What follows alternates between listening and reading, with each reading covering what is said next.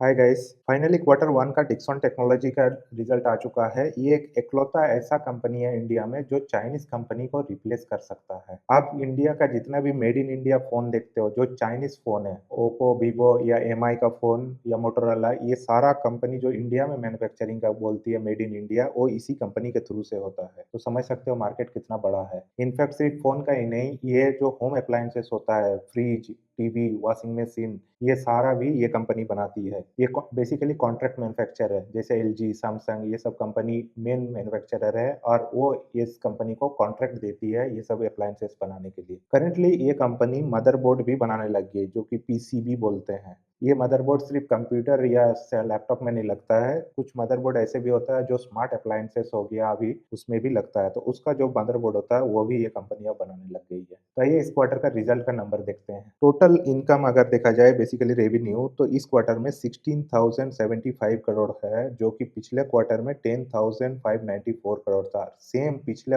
Year same quarter में 12,837 करोड़। तो पिछले क्वार्टर में ये एक डिप हुआ था, जिसके वजह से इस क्वार्टर में इतना ज्यादा जंप दिख रहा। तो बेस इफेक्ट कम होने की वजह से इस क्वार्टर ऑन क्वार्टर ये लगभग 52% से अप हुआ है एंड ईयर ऑन ईयर भी लगभग 25% से अप हुआ है। अगर टोटल एक्सपेंसेस देखें तो इस क्वार्टर में 15,215 करोड़ है, जो कि पिछले क्वार्टर में 10,230 करोड़ था। तो ये भी पिछला ये क्वार्टर के अकॉर्डिंग बेस इफेक्ट कम है, तो इसके वजह से लगभग लगभग एक्सपेंसेस भी 48% से अप हुआ है, जो कि year on year total expenses up हुआ है लगभग 22%। अब इसका मेन एक्सपेंसेस हो जाता है रॉ मटेरियल जो लगता है, तो ये 15,215 करोड़ में लगभग 15,064 करोड़ तो रॉ मटेरियल का ही कॉस्ट है। उसके बाद एम्प्लॉय कॉस्ट बहुत ही कम है। इसका मतलब है कि ऑटोमेशन पे काफ़ी अच्छा काम कर रहा है ये कंपनी। बहुत लेस एम्प्लॉय के साथ ये फैक्ट्री चला रही है। नेट प्रॉफिट देखें तो इस कंपनी का काफ़ी अच्छे से ग्रो किया है पिछले क्वार्टर के कंपेयर में। इस क्वार्टर में 717 करोड़ प्रॉफिट हुआ, जो कि पिछले क्वार्टर में सिर्फ 297 करोड़ था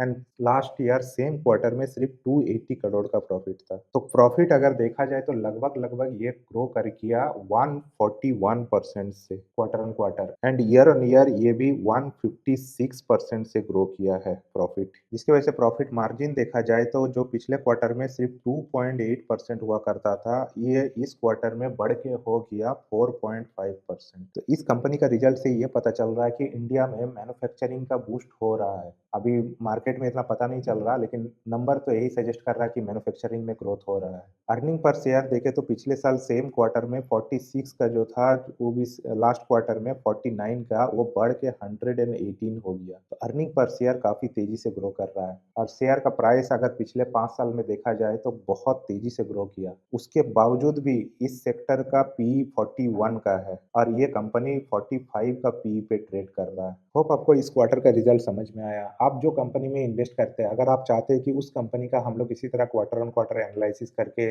आपको दें, तो आप कमेंट में उस कंपनी का नाम लिख दीजिए। हम लोग रेगुलर उस कंपनी को ट्रैक करेंगे और इस तरह का वीडियो आपको अपडेट करके देंगे। Thank you.